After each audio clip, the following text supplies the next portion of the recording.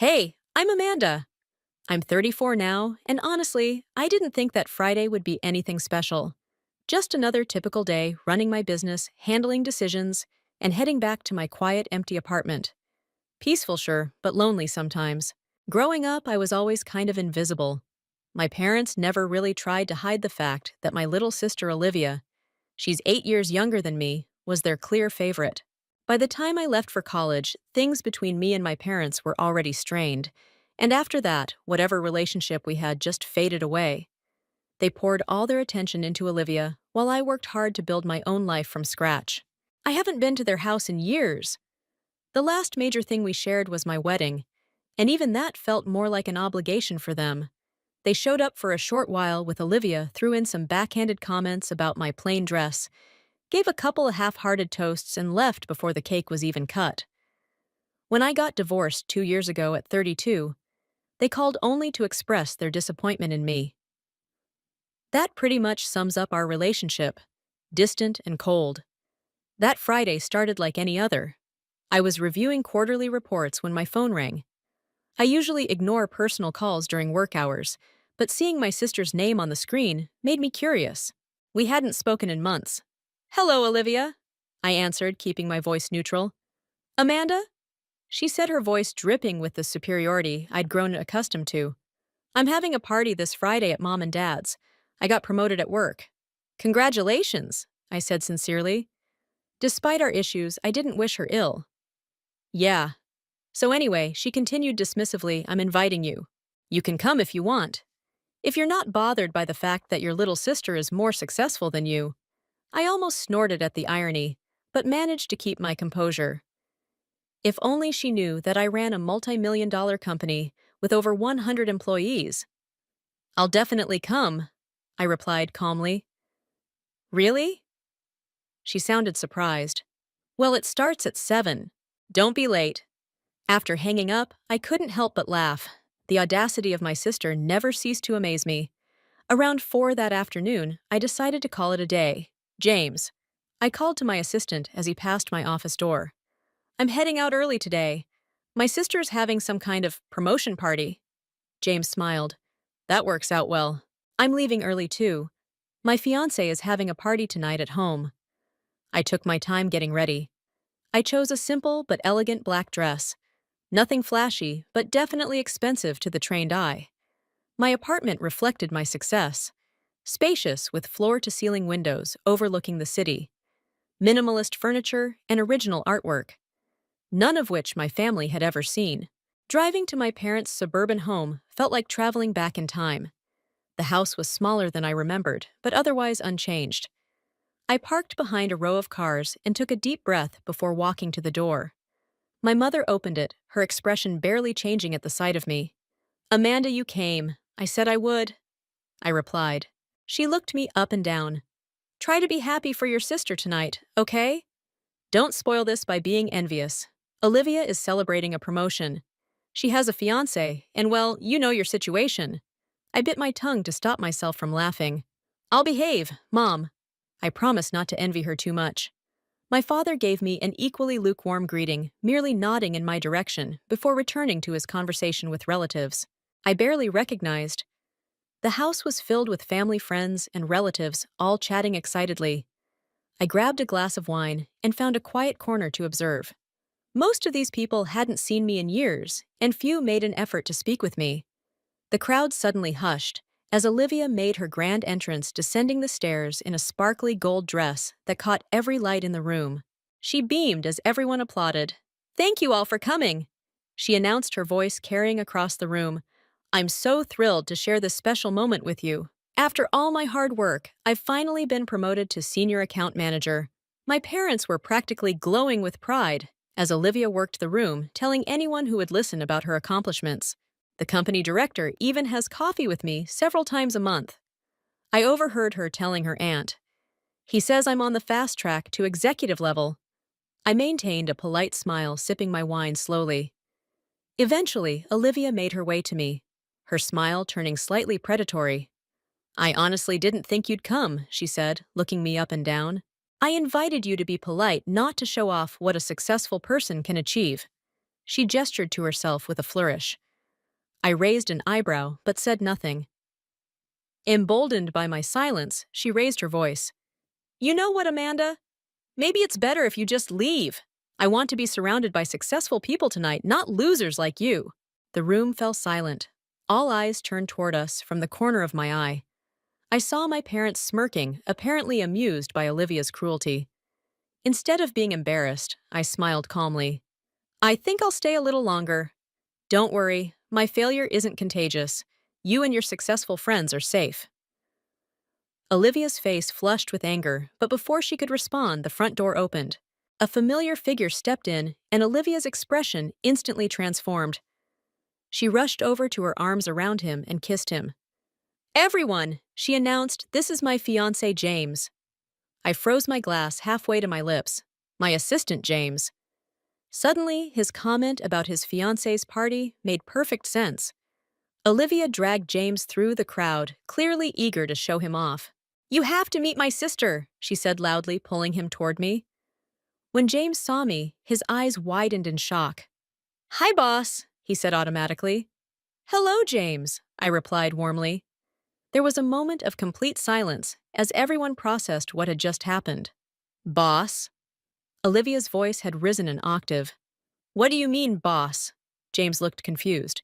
Your sister is the CEO of Reynolds Marketing. I'm her executive assistant. The silence in the room deepened. My parents stood frozen mouth slightly open. Olivia's face went through a remarkable transformation. First blushing, then turning pale, then flashing red again. I finished my wine and set the glass down carefully. Thank you for the invitation, Olivia. I should go now.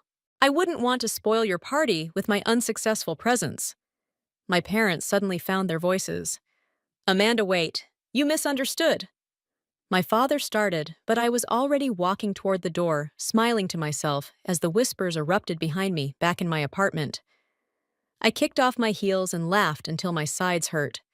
The look on Olivia's face when James called me boss was priceless. I made myself a mug of hot chocolate, turned off my phone, and settled into bed with a book still chuckling about the evening's events. When I woke up the next morning and turned my phone back on it immediately buzzed with notifications. 15 missed calls from my parents. 23. From Olivia. A dozen text messages, all variations of, call me immediately and we need to talk. I ignored them all and went about my Saturday as planned yoga class, grocery shopping, and catching up on industry reports. I wasn't avoiding them exactly, but I wasn't in a rush to hear their sudden change of heart.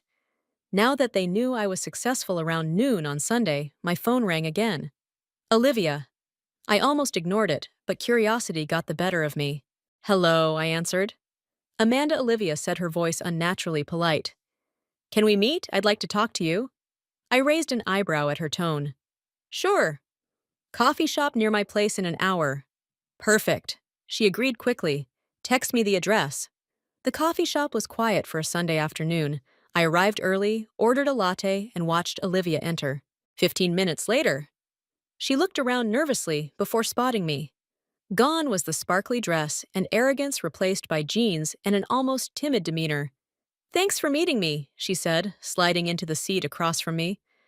I wanted to apologize for what I said at the party.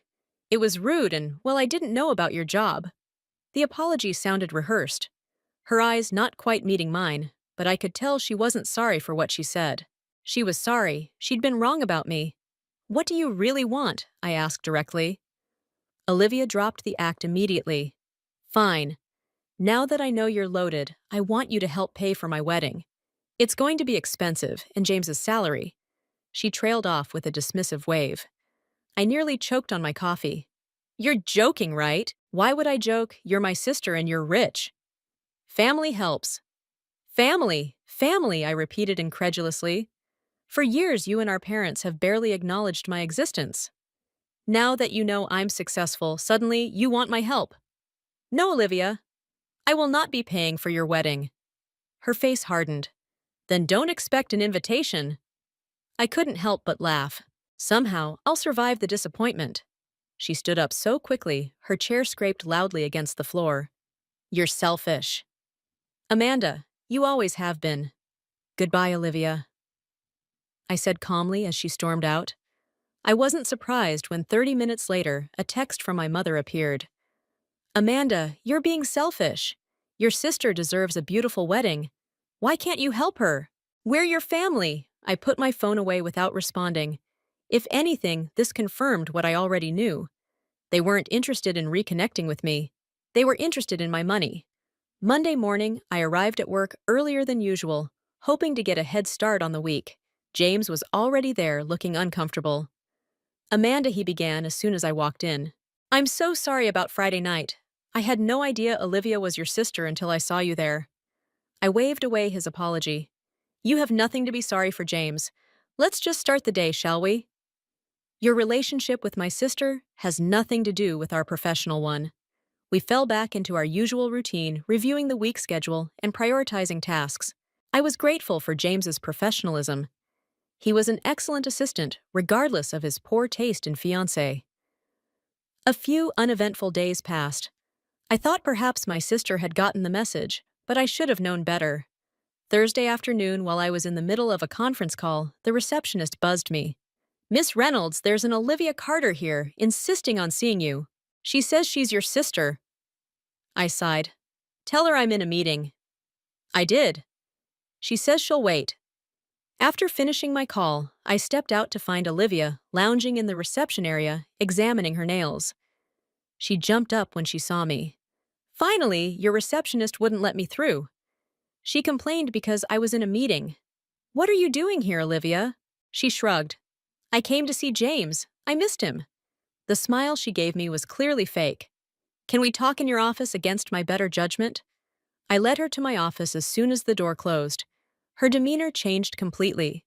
120,000, she said without preamble.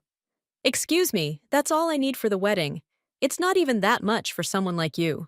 I stared at her, astounded by her audacity. The answer is still no. Olivia, why are you being so difficult? Her voice rose. You have the money. You're just being selfish and greedy. I think you should leave, I said firmly, not until you agree to help me. She shouted, her face reddening. What kind of sister are you? The door opened and James stood there, his expression mortified. Olivia, what are you doing? Olivia spun around to face James, her expression quickly shifting from anger to something resembling sweetness. James! I was just talking to my sister about our wedding. Tell Amanda to help us with the ceremony. I remained silent, letting James handle the situation. Olivia, he said gently, we've talked about this. We can afford a modest wedding ourselves. Her face contorted with fury. Modest. I don't want modest. I want what I deserve. A spectacular wedding that everyone will talk about for years. Why should we settle when my sister is sitting on piles of money? That's enough, James said firmly, taking her arm. We should go. No. She yanked her arm away. Not until she agrees. She turned back to me. You owe me this. Amanda, after all those years of being the perfect daughter while you ran off to college. Perfect daughter. I couldn't help but laugh. Is that what you think happened? I left for college because our parents made it clear I wasn't the favorite. You were always going to be their precious baby no matter what. That's not true, Olivia shouted. You were always jealous of me. James took a more forceful approach, now practically steering Olivia toward the door. We're leaving now. She resisted, but was no match for James's determined grip as he escorted her out. I could hear her voice echoing down the hallway, still making demands and threats. I sat back in my chair, massaging my temples. A few minutes later, James returned. His face flushed with embarrassment. I'm so sorry about that, he said. I had no idea she would behave this way. It's not your fault, I assured him. I don't understand it, he continued. She's not usually like this. I raised an eyebrow, but said nothing in my experience. Olivia had always been exactly like this. I'll talk to her, James promised. Make her understand that this behavior is unacceptable. I think it's best if she doesn't come to the office again, I said carefully. I'll have security add her to the restricted list. James nodded resignedly. I understand. I'm sorry it's come to this. The next day, the barrage began. Text messages from Olivia calling me selfish, heartless, and greedy. Voicemails from my mother demanding to know why I was tormenting my sister. Even my father called his message gruff and uncomfortable, saying I should do the right thing for family. I ignored them all. 34 years of experience had taught me that engaging only made things worse. By Sunday, I blocked all their numbers, removed them from my social media accounts, and instructed my email server to filter their messages directly to trash for a few days. Things were quiet. I focused on work, had dinner with friends, and even went on a date that, while pleasant, didn't lead to anything. I was beginning to think the storm had passed. Then, Tuesday morning, as I pulled into my reserved parking space at work, Olivia darted out from between cars. "You think you can just block me and I'll go away?" she shouted as I stepped out of my car. "You're not getting rid of me that easily." I looked around, noticing several employees watching the scene unfold. "Olivia, this is not the place." "Oh, I think it's exactly the place." Her voice echoed across the parking garage. "Everyone should know what kind of person you really are. You're in love with my fiancé, aren't you? That's why you want help with the wedding. You're trying to sabotage my relationship." I was so stunned by the accusation that I couldn't immediately respond. In the silence, Olivia seemed to grow more confident. "I've seen how you look at him. You're just jealous because I have someone and you're alone. You want him for yourself? Miss Reynolds, is everything all right?" Two security guards approached cautiously. "No, everything is not all right," Olivia answered. Before I could, "This woman is trying to steal my fiancé. Please escort my sister off the property," I said to the guards, finding my voice at last. "She's not authorized to be here." "You can't do this," Olivia screamed, as the guards gently but firmly guided her toward the exit. "You can't just throw me out." "I'm family!" I walked into the building, aware of the whispers and stares. By the time I reached my office, James was already waiting, his face ashen. "I just heard what happened," he said. "Amanda, I don't know what to say." "You don't need to say anything," I replied, setting down my bag. "But you do need to figure out this situation with Olivia. I can't have her showing up at my workplace making scenes." I know." He ran a hand through his hair. "She's been different lately, ever since she found out about your position. It's like she's obsessed with your money and accusing me of being in love with you." "Where did that come from?" James looked genuinely confused. "I have no idea. I've never given her any reason to think there's anything but a professional relationship between us." "Well, handle it," I said firmly. "I don't want to have to get a restraining order against my own sister." He nodded and left, looking troubled. I spent the morning trying to focus on work, but my mind kept returning to Olivia's bizarre accusation. Was she just trying to hurt me, or did she genuinely believe I had designs on James? The thought was so absurd, I would have laughed if the situation wasn't so serious. That evening, I took additional precautions. I blocked my family's numbers on my home phone, added extra security measures to my apartment building, and even changed my routine for a few days, just in case Olivia decided to ambush me again. A week passed with no incidents. Then two. By the third week, I was beginning to relax, thinking perhaps James had gotten through to Olivia after all. 1 month after the parking lot incident, James knocked on my office door just as I was wrapping up for the day. "Got a minute?" He asked, his expression serious but calmer than it had been in weeks. "I wanted to let you know that I broke up with Olivia." I tried to hide my surprise. "I'm sorry to hear that." "Don't be." He shook his head. "I should have done it sooner. After that scene she made here, things just got worse. She demanded I quit my job because she didn't want me working with you. She kept accusing me of having an affair with you when I refused to quit. She started checking my phone, showing up at my apartment unannounced." He trailed off, looking exhausted. I nodded, unsure what to say. James was a good guy who'd gotten caught in the crossfire of a dysfunctional family situation. Anyway, he continued, "I just wanted you to know, I hope this means the disruptions to the office are over." "I hope so too," I said sincerely, "and James, take some time if you need it. You've been through a lot." He gave me a small smile. "Thanks, but I'd rather stay busy. Work is a good distraction right now." Life settled back into a comfortable rhythm after that, without the constant threat of Olivia appearing or my phone buzzing with angry messages. I found myself more relaxed than I'd been in months. I briefly wondered if my parents would reach out perhaps to apologize or at least acknowledge the situation, but they remained silent. It confirmed what I'd always suspected. Their interest in reconnecting was solely based on what they thought they could get from me. With Olivia no longer engaged to my assistant and the prospect of a lavish wedding fading, they had no use for me. Strangely, I felt more at peace with that knowledge than I ever had before. For years, I'd carried a quiet hope that someday they might see me, really see me, and regret the relationship we'd never had. Now I accepted that it would never happen, and that acceptance was freeing. Spring turned to summer, and work kept me busy with new clients and expanding projects. James continued to be an exceptional assistant, never bringing up personal matters during work hours. Occasionally, we'd grab lunch together, and he seemed to be healing from the breakup, focusing on his career and reconnecting with friends. One Wednesday in late July, James came into my office with his usual stack of mail and messages, but he was practically bouncing with excitement. "Everything okay?" I asked, amused by his barely contained energy.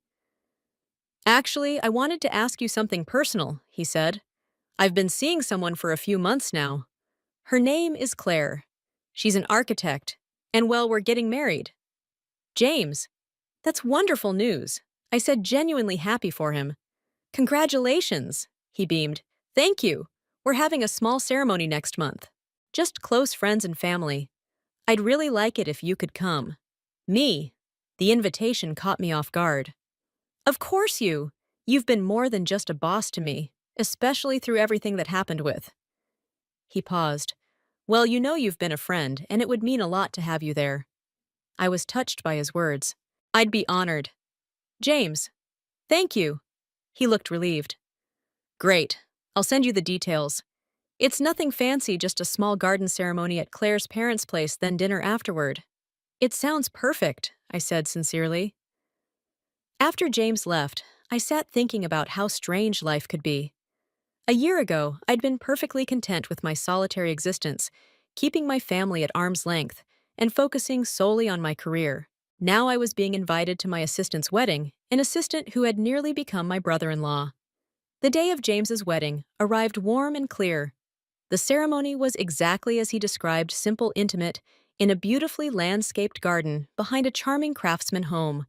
Claire was lovely, radiating happiness as she and James exchanged vows under an arch of summer flowers. During the reception, I sat with a small group of James's colleagues, enjoying the relaxed atmosphere and excellent food.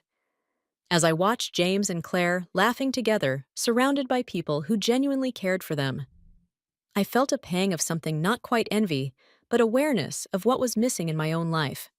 My career had always been my priority, especially after my divorce. I'd convinced myself that professional success was enough, that I didn't need deep personal connections. But seeing the joy on James's face made me wonder if I'd been wrong. "Amanda." I turned to see James approaching his new wife beside him. "I'm so glad you could make it," he said. "I wanted to properly introduce you to Claire." Claire smiled warmly. "James has told me so much about you. Thank you for coming today." "I wouldn't have missed it," I replied honestly. "It was a beautiful ceremony." As they moved on to greet other guests, I found myself smiling. Maybe it was the romantic setting or the champagne, but I felt a renewed sense of possibility. My family situation might be a mess, but that didn't mean the rest of my life had to be. I stayed until the last guests were leaving, congratulated James and Claire one final time, and drove home under a sky full of stars. My apartment felt quiet, but not lonely. When I returned, I kicked off my heels, made a cup of tea, and stood by the window, looking out at the city lights. I felt a surprising sense of contentment. My parents might never appreciate me for who I was. My sister might never see beyond her jealousy and entitlement. But I had built a good life for myself, a successful career, and now perhaps new friendships forming. Sometimes family isn't who you're born to, but who you choose to let into your life. At 34, I was finally learning that lesson, and it felt like a new beginning. Story 2. In Salem, and a little village in Virginia, fall was turning to winter. The morning and evening were growing cooler, and the red and yellow leaves of the street trees were slowly falling to the ground. Martha Johnson sighed deeply as she peered out the window of the accounting office. She was looking forward to her son Ethan's winter break, which began tomorrow. "Martha, have you finished going over the Hopkins family records that her coworker Jane's voice revived?" Martha smiled and nodded. "A bit more. I'll finish it today." Martha has worked at the little accounting firm for almost 10 years. Many of her clientele loved her for her dependability and charming smile. Her relatively rounded, agreeable features and well-groomed brown hair made her look approachable. Martha left for home after work. 10 years earlier, she and her husband Richard had purchased the two-story house in a quiet suburban neighborhood. They seemed the epitome of what it meant to be an American. Her husband was a well-known real estate agent in the area, and her child had just started attending the nearby university and was excelling academically. The house's tidy yard, surrounded by a white picket fence, made the neighbors jealous. When Martha opened the front door, Richard was in the kitchen. He was formerly handsome and confident, but lately he seemed thin. He was checking something on his cell phone with a displeased look on his face. But when he noticed his wife was back, he immediately turned off the television. "Salutations from home." Richard's voice was exhausted. "You're late again today." "Your end is always busy," Martha commented, taking off her coat. "I assume Ethan will be coming home tomorrow afternoon." Richard nodded vaguely. "Indeed, precisely. He will be picked up at the airport by me." Martha stood in the kitchen and asked, opening the refrigerator, "How did your workday go? Has Robert's property been sold?" "Not quite yet." There was a hint of irritation in Richard's voice. "The market has been slowing down lately. Next month will be challenging as well." Martha glanced at her husband's face. Anxiety and frustration seemed to have dimmed the once glinting eyes. The downturn in the real estate industry put a lot of burden on Richard. It had been 6 months since he had finally closed any big deals. Recently, Martha had also noticed something odd about him. He had been more likely to go out without warning and to come home late. Richard pretended to grin as Martha murmured, "You can talk to me about anything that's bothering you." "I'm doing okay. A little worn out. Things should improve next month." The next day, Ethan returned from college. The 19-year-old inherited his father's beautiful features and his mother's soft eyes. "Mom, Dad, I'm back at home." Ethan hugged his parents. His voice was filled with relief at being at home. Over dinner, Ethan talked eagerly about his college days. Occasionally, though, his keen gaze moved to his father's face. After dinner, as Martha was doing the dishes, Ethan approached his mother. "Mom, I need to talk to you." His voice was solemn. "Do you think Dad has changed at all?" Martha paused for a moment. "What do you say? I just think he's acting strangely." Ethan continued, carefully choosing his words. "It's been bothering me for a while. He frequently goes out, and each time I approach him while he's on the phone, he hangs up the phone without warning." Martha exhaled deeply. "Your father is feeling the strain of his job. Even though the real estate market has been challenging lately, Mom, don't panic." Martha put her hand on her son's shoulder. "Adults have their own issues. Your dad is doing everything he can." Ethan seemed to say something, then simply nodded silently at Martha. Even though her child seemed to have more to say, she chose not to follow up. Because she was working on year-end accounting, she went to bed early that night with paperwork in hand. A few days later, Martha woke up in the middle of the night to find Richard not in bed. 2 in the morning was the time. As she went downstairs, she could see light streaming from the study and heard Richard's soft voice through the crack in the door. She saw her husband on the phone with someone. "I need a little more time. Don't worry. Everything will proceed according to plan." Martha returned to the bedroom, uneasy, telling herself it was just work. Talk. Richard gave no further explanation when she asked him about it the following morning, just stating that he was negotiating a significant deal. That night, Ethan broke into his father's workshop. Some people earn over $10,000 a month just by posting incredible experiences on YouTube. No face, no voice, just a laptop. I've included a link below if you're interested. Dad. He had been suspicious of his father's behavior for some time and was eager to learn the truth. He opened a drawer and found printed life insurance policies for himself and his mother, along with printed emails he had sent to an unnamed woman. Ethan felt his hands trembling. The contents indicated that his father was planning a terrible plot. "Ethan, what are you doing?" He turned to see Richard waiting at the door. His eyes were colder than Ethan had ever seen them. "Mrs. Johnson, please try your best to prepare. Your child's circumstances are quite dire. Outside the critical care unit of St. Mary's Hospital." Dr. Green looked Martha in the eyes as he gently delivered the news. Martha covered her face with her hands and collapsed into a chair. Hours after her mother had been busy with year-end accounting work, her child was fighting for his life. The doctor said, "We don't yet know all the details of the accident." When the ski resort staff found Ethan, he was already unconscious.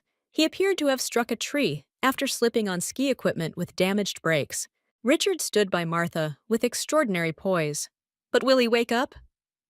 His voice was devoid of feeling. "I can't say at this point that there is significant head trauma and that the brain is bloated. To be honest, I don't think there's much chance he'll wake up."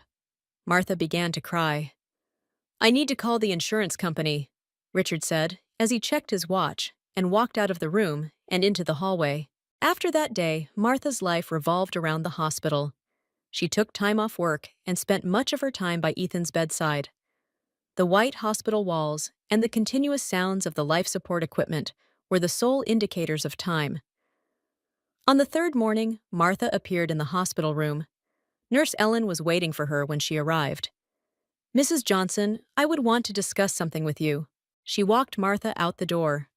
"There are several worrisome questions raised by Ethan's accident." Martha inhaled deeply. "What do you say?" According to the accident investigation team, Ellen looked around before speaking more quietly. "It's probable that Ethan purposefully damaged his ski's braking system. They claim that the pattern is different from normal wear or malfunction." Martha was speechless. "Are you certain it wasn't an accident?" Ellen chose her words carefully. "I can't say for sure, but the investigation is still ongoing. Furthermore, when your hubby came to visit yesterday, he asked to inspect Ethan's ski equipment, but that was already proof from the cops." Martha became nervous when she heard such comments. That evening, Martha returned home exhausted. Richard was in the living room watching TV and hadn't looked up when she entered. "Ellen mentioned that you wanted to view Ethan's ski equipment," Martha asked. Richard froze, then instantly regained his composure. "All I wanted to do was check in on things. I was concerned about the equipment Ethan was using and its safety." It was a reasonable answer, but Martha began to doubt it. She reflected on her husband's behavior and his odd calmness following the disaster. His recent flights, his recent secret phone calls, and his brief hospital stays. Martha decided to investigate Richard's study a few days later when he was abroad. She began opening drawers and sifting through documents. For herself and Ethan, she found two excellent life insurance plans. Both had been significantly increased in number 6 months before. "What are you doing turning around?" She saw Richard standing at the door of the room. Martha was clearly nervous. "Oh, you're back. I only wanted to find some money."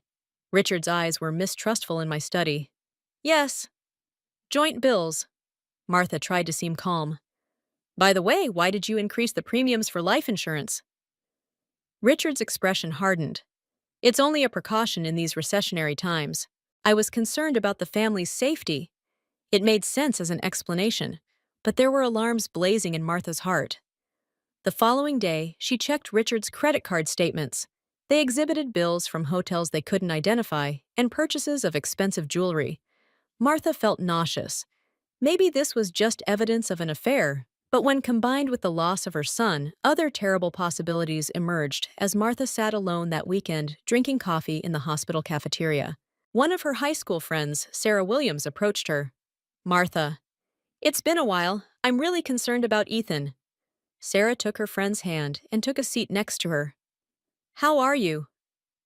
As Martha explained the situation, she fought back tears. Sarah listened silently the entire time. Richard had been acting oddly. Martha acknowledged. "I'm starting to think he might know something about Ethan's accident." Sarah said, her face solemn. "Martha, I'm retired, but my instinct as a lawyer is that this has to be investigated. Martha was talking to Sarah in the hospital hallway, while Richard was having a serious talk with a doctor. When Martha returned, Richard turned to face her. "Martha, I talked to Dr. Green. There are no indications that Ethan's condition will improve." The doctor goes on to say that it's time to consider removing life support. Martha's cheeks turned pale. "What are your thoughts?" "It's just been a week. There is yet hope." Richard shrugged. "Recognize the truth. Medically and financially, further life support is beneficial." Martha raised her voice. "Is your son's life a financial concern for you?" Richard ceased his speech. Martha shuddered at the moment of hate that flashed in his eyes. That night, Martha decided to stay at Ethan's bedside. She held her son's cold hand and fell asleep while she prayed. When she woke up in the middle of the night, she got the impression that the hand she had been clutching had slipped something into her pocket. Her fingertips touched something little and made of metal. Martha pulled it out. The little brass key was small. A piece of crumpled paper was connected. When she opened it, she saw a message written in shaky handwriting. "Mum used this key to unlock Martha. Roll the little key in her hand, feeling the beat of her heart." Her pace hastened in the dim light of the hospital room as she read the note in trembling letters once more. Was this prepared by Ethan before the accident? Or was he trying to express anything from inside his coma? The door to the hospital room opened, and Richard entered. Martha stuffed the key and message into her pocket. "You still refuse to go home." Richard's voice sounded tired, but his eyes followed his wife's hand gestures. "Have you made any discoveries?" "Nothing." Once more, Martha grasped her son's hand. "Prayer is all I'm doing." Richard's head went to the window. "Dr. Green spoke with me. He will bring the docs tomorrow, in reference to the issue of life support." Martha, of course, stood up. "Richard, it's just been a week. We need more time. Ethan will be back, I know that." Richard exhaled deeply. "Martha, face the reality. Ethan is not coming back. We have to continue. Go ahead." Martha raised her voice. "How can we go on while our child is near death?" After shutting his lips, Richard left the room. Taking Ethan's hand again, Martha murmured in a trembling voice, "Ethan, can you hear me? Mum is present. Would you mind telling me something?" "All right. What this key opens, I'll see." Early the next morning, Martha returned home. Richard had already left, and the house was silent. When she went inside Ethan's room, she discovered proof of her son's existence. Prizes for swimming in high school and university pennants. There were scientific books along the bookshelves. Not crying. Martha began searching the drawers, closet, and desk. "Ethan, were you hiding something?" Despite searching the whole room, Martha was unable to find a keyhole that would accept the key. She was about to give up when she felt under the bed. She ran her fingertips over the metal box.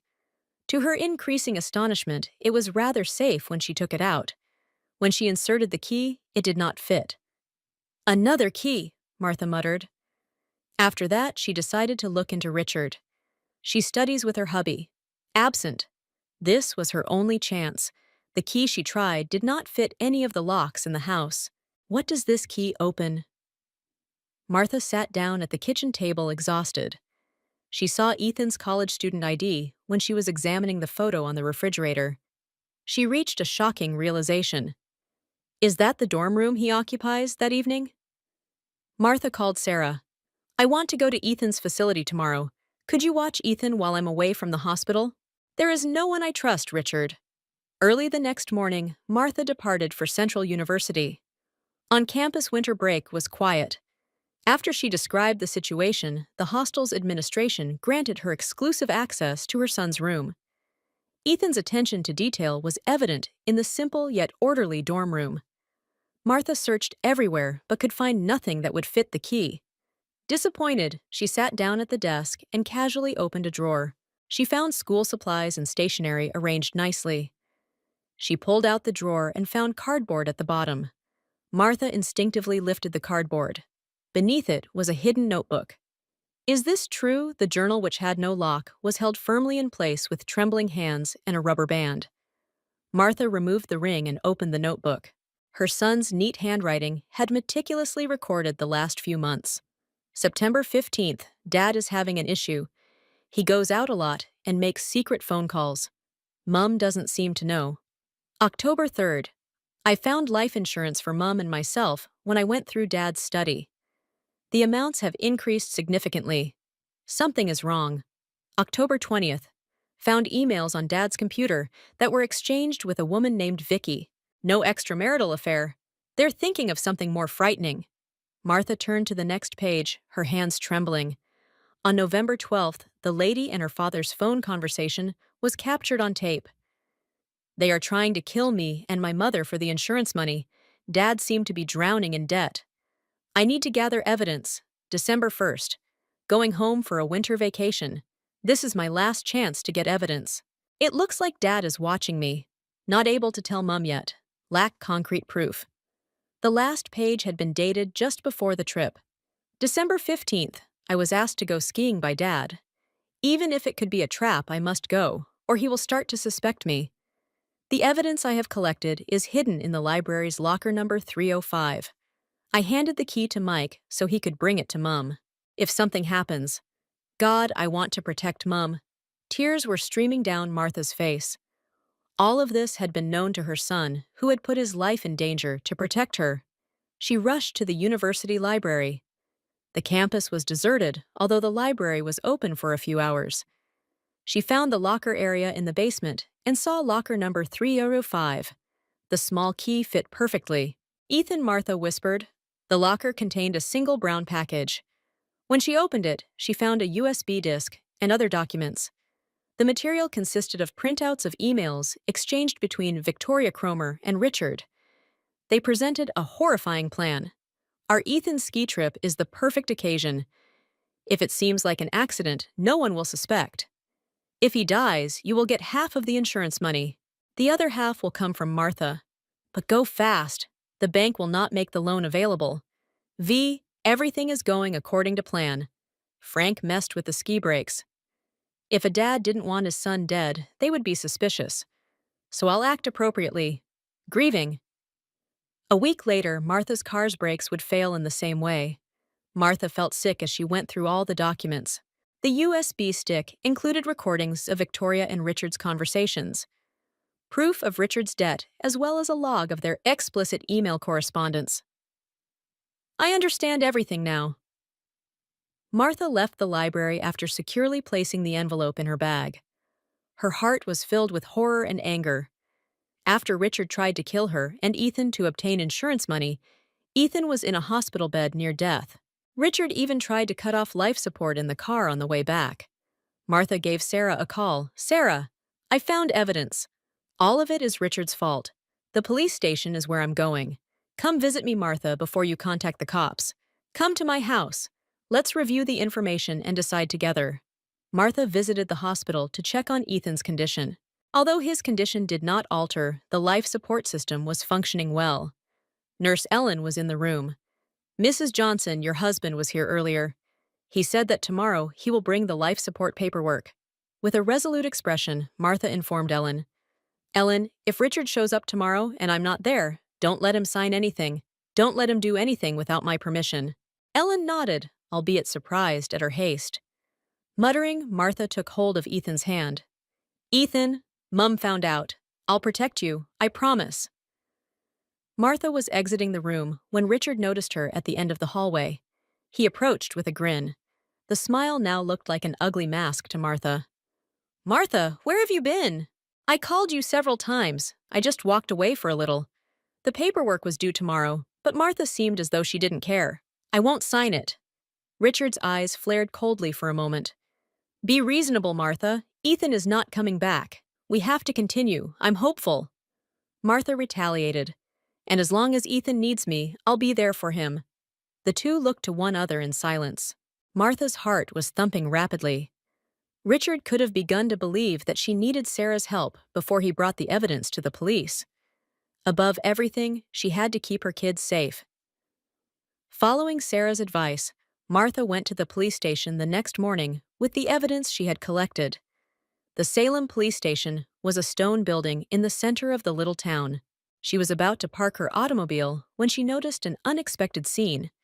Richard's car was already parked in front of the police station. Fear and worry sent shivers down her spine. Richard and Police Chief Jim Powell were chatting amicably as she entered the police station.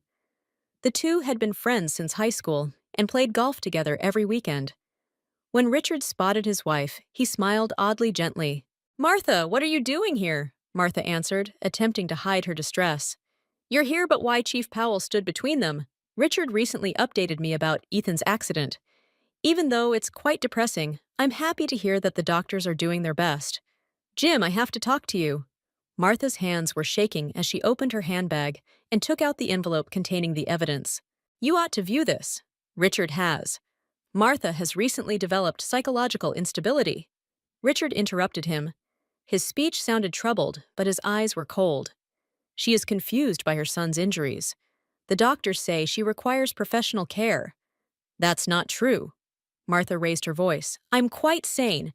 Look at this evidence. Richard planned Ethan's accident. His mistress was with him." Mistress Chief Powell raised his eyebrows. Unfortunately, his friend shook his head as he turned to look at Richard. "Do you want to hear her out?" Richard exhaled deeply. "She is consumed by her delusions. Her health was a concern for Dr. Green." 2. Chief Powell picked up Martha's letter and placed it on his desk without opening it. "I understand that you're perplexed, Martha, but baseless accusations will only make things worse." Without a base, Martha gave a furious shiver. "Look inside. There are recordings and emails. Martha, let's go home." Richard grabbed her arm. He hugged her so closely that Martha was afraid. "You need to sleep. Take her home." Chief Powell suggested getting medical help if necessary. Martha looked at the envelope despairingly. It was clear that the head of police was behind Richard. She drove off from the police station after brushing off her arm. When she called Sarah, her hands were trembling. "The police won't help, Sarah. Richard was here before me." "Calm down." "Martha." Sarah's voice was steady. "Let's think about a different approach. In the state police, one of my acquaintances is an investigator. He wouldn't be influenced by local connections if we had more convincing evidence. I'm certain Martha figured something out. I'll check out Ethan's room again. Maybe I missed something." Upon arriving home, Martha resumed her search of Ethan's room. She looked at the floor, at the air conditioning ducts, and behind the bookcases. She was about to give up when she saw a strange bulge at the back of the closet. They lifted a bit of the wallpaper. While she took off the wallpaper, a little hole existed. It included a laptop. Martha's heart pounded as she turned it on. The password shows on a screen. What may it be, Ethan's password? She tried every combination she could think of. Her son's birthday, her birthday, family anniversaries. None worked. She was frantic. Ethan must have given him a hint. Martha looked at the diary again. Turning to the final page, she glanced at a casual letter. "Salem High Swim Team. The 2022 state championship lasted 1 minute and 58.03 seconds. She tried entering 158.3. Not true. She turned back to the diary and saw little writing that instructed her to read the solution backwards beneath the numbers. She entered 30851, and the laptop screen opened, displaying a folder called Truth. Ethan had maintained detailed diary entries for several months. Recordings of Richard's conversations with Victoria, and copies of his financial records. The diary described Ethan's journey from first witnessing his father's dubious behavior to learning the truth. On the evening of September 2nd, Dad was leaving. When he came back, he was carrying something from the trunk of his car. "In the morning, I saw dirt on his jeans." September 10th. Found messages on Dad's phone from a woman named Victoria Cromer. "At first, I thought it was an affair, but the content of the communications suggested otherwise." September 20th. Put a little recorder on Dad's computer and recorded him talking on the phone about insurance money accidents and the best course of action. "Mom is in danger." Martha continued to read. After investigating his father's financial situation, Ethan discovered that he owed over $5 million. Additionally, he had disclosed the whole extent of the plan that Victoria and Richard had devised. November 25th. I'm not sure if I should tell my mother without hard evidence. Dad won't be questioned by Mum. Above all, I do not wish to meddle in the relationship between Mum and Dad. I need more evidence. December 10th.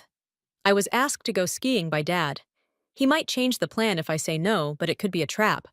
I have to go. The evidence is kept in a safe place. I've also told my best friend Mike in case something goes wrong. Tears obscured the eyes. Martha read the last entry. December 15th. Tomorrow I'm going. I'm scared, but I have to go to protect Mum. If you are reading this diary, I have a thought. Mum, I love you. My dad is to blame, I believe. There is evidence. Don't blame yourself for anything. I decided to do this. In private, Martha covered her face with her hands and sobbed. To protect her, her son had put his life in danger. She heard the front door opening. Richard had returned. Martha quickly covered up the laptop and all the other evidence. She called Sarah and told her everything. Don't go until the morning, Sarah said, adding, I'll accompany the state police investigator to the hospital in the morning. Ethan exhaled deeply. Richard, don't share your expertise with anyone. That night in the hospital, Martha sat next to Ethan and held his hand. Richard showed the nurse a stack of papers when he arrived. These documents deal with the removal of life support. Richard clarified in a low voice. My wife and I don't want our child to endure any more suffering. I haven't signed anything, Martha shouted. Continue Ethan's medical treatment. Martha, calm down. Richard's tone was dangerously composed. You and the boy had been in the way long enough at those comments. Nurse Ellen's eyes became wide. Without hesitation, she left the room. I am fully aware, Martha said in a whisper. Ethan noted it down. All of your plans with Victoria. The debts. Richard's face became grim. What do you know everything? Martha's words trailed off, but her eyes were full with determination. That you had tampered with Ethan's ski equipment. That I was your next target. Richard's eyes were glittering menacingly. He stepped forward. Where is the evidence? The door opened, and Sarah entered, followed by State Investigator Evans. Ellen was behind them. Richard Johnson. Evans has you under custody for attempted murder. Richard rushed towards the window and was grabbed by two police officers. He stared at Martha with a gleam of hate in his eyes. You wreck everything all the time, he spat. This debt is a result of your expenditures. Was I to blame? Martha's face was incredulous. You were always the spendthrift, in my opinion. Stop talking, shouted Richard. It was the right tactic, accompanied by the youngster and you. A new life would have begun with Victoria. That's enough. Evans put an end to him. We have recorded your full discussion. After the police removed Richard, Martha returned to Ethan's bedside. She took his hand and whispered, Don't worry, Ethan. You're safe now. Your father has been arrested. Thank you for the evidence you collected. So please get up. Mum is waiting. 2 weeks after Richard's imprisonment, Martha was reading a book in Ethan's hospital room. As usual, the gentle light streaming in through the window illuminated her son's pale face. Ethan's fingers suddenly flexed in her hand. Ethan! Martha put down her book and turned to face her son. Ethan's eyelids opened slowly, trembling. His eyes were clouded by confusion and fatigue, but he knew without doubt. Mum. His voice was clear, yet hoarse as he spoke. Are you okay? Martha clutched her kid while crying. Yes, I'm doing okay. It's okay now that you're conscious. The doctors called it a medical miracle. The swelling in Ethan's head had subsided sooner than expected. The road to recovery would be long, but he had shown that he was determined to live. A few days later, Ethan became more conscious and made the request in a weak voice. Dad, Martha squeezed her son's hand. His arrest is the result of the evidence you collected. Mum, I'm sorry. Ethan's eyes welled up with tears for not telling you the truth. I didn't mean to hurt you. You were the one hurt. Martha patted her son's cheek tenderly. You did a really good job trying to protect me. From now on, I'll protect you. Richard's trial began 3 months after Ethan was discharged from the hospital. With so many local reporters in the courtroom, it was a major story exposing the secret side of a perfect family. The evidence was overwhelming. Victoria Cromer, Ethan and Richard's accomplice, collected financial records, emails, and audio recordings that attested to all of this as part of a plea deal. On the day of sentencing, the judge gave Richard a stern look. You broke the sacred bonds of family. One cannot forgive a dad who tried to harm his son. Richard was sentenced to 25 years in prison. A year later, Martha and Ethan were having a quiet dinner in their new home. Following a protracted period of recovery, Ethan returned to school. His left arm was still scarred from the incident, but every day he became more mentally strong. After Richard's event, Martha, who had formed a group to assist women in similar situations, grinned and said, "We had 3 new participants in the single mother support program today." Despite their initial trepidation, they seemed encouraged when I shared your story with them. Ethan smiled. "I'm pleased if my story will help someone." Their conversation was overpowered by the June bug chirps outside the window. On the table was a new photograph of Martha and Ethan smiling happily. Richard was lonely while incarcerated. His fellow inmates detested him since he had tried to murder his own child, and no one visited him.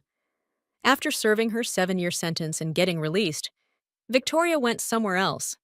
But because her past followed her, it was difficult to start again. The right thing to do that day, in my opinion, was to put the key in your pocket.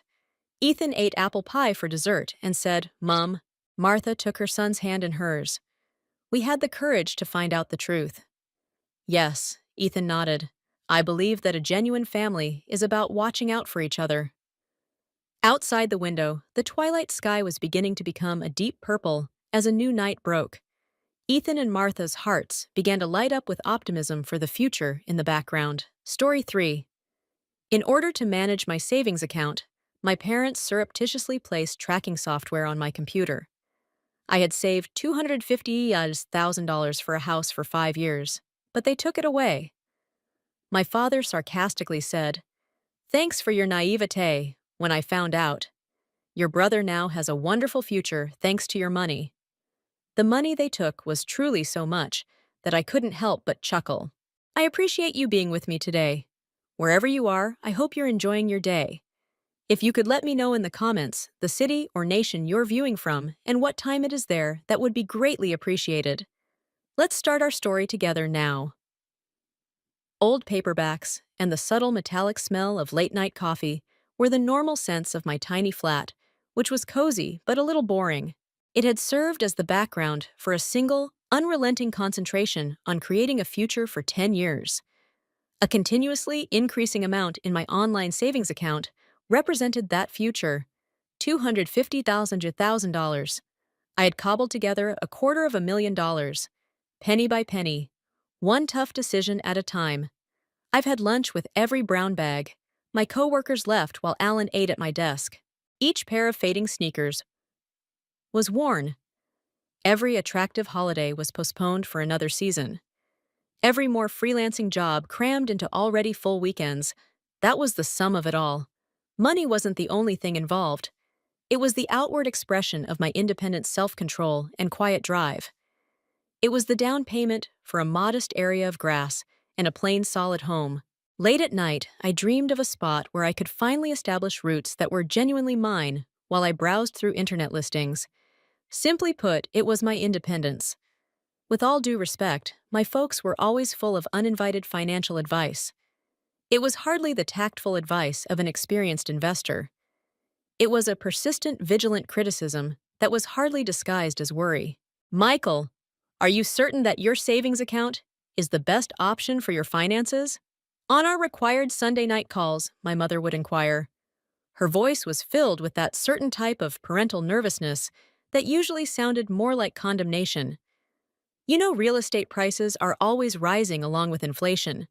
Perhaps you ought to think about using part of that money, maybe assisting David in starting his business." David, my younger brother. The son looked to be the center of the family's universe.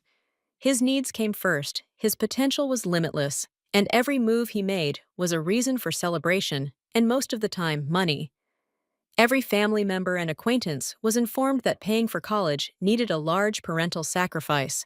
David had a fantastic, ill-defined company concept that promised to disrupt something more than just his unavoidable game-changing success.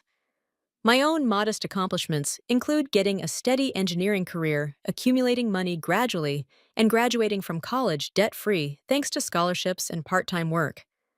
These received a nod, a dismissive, "That's nice, Michael," before the topic of David's most recent grant application or networking opportunity often came up again. My involvement was obvious, the calm, reliable one. The support system is supposed to help without expecting credit, or if possible help in return. Unaware that they viewed me as nothing more than raw disposable material, I was the solid, unseen foundation and upon which they constructed. There was a huge reverberating cavern in my blind area. I honestly thought that their subtly manipulative behavior, their persistent advice, and their blatant partiality for David were only uncomfortable displays of affection and inept attempts to mentor their reserved son. I confused their deep-rooted need for control with sincere concern. They count on my steadfast support for a positive family unity paradigm. I grew up in their home on Maple Lane, which was a temple to manufactured perfection. The yard was always well kept. The throw pillows were perfectly lush. The mantelpiece's carefully placed family portraits highlight significant occasions. I could sense the performance seething under the surface, even as a toddler. In an almost violent attempt to cover up any less than ideal aroma, the air inside was always slightly scented with Mother's trademark cloying flowery air freshener. Any talk that strayed into awkward terrain might be cut off by my father's deep, resonant growl, returning everyone to safe, unimportant subjects, or of course David's most recent success. The savings account itself was a holdover from a bygone era, or maybe it was evidence of my immaturity. Long after I had moved out, it was still connected to my parents' address on paper statements that I had opened in high school. I never got around to updating it. It was simply one of those administrative issues. More importantly, years ago I had provided them with the login credentials for the internet.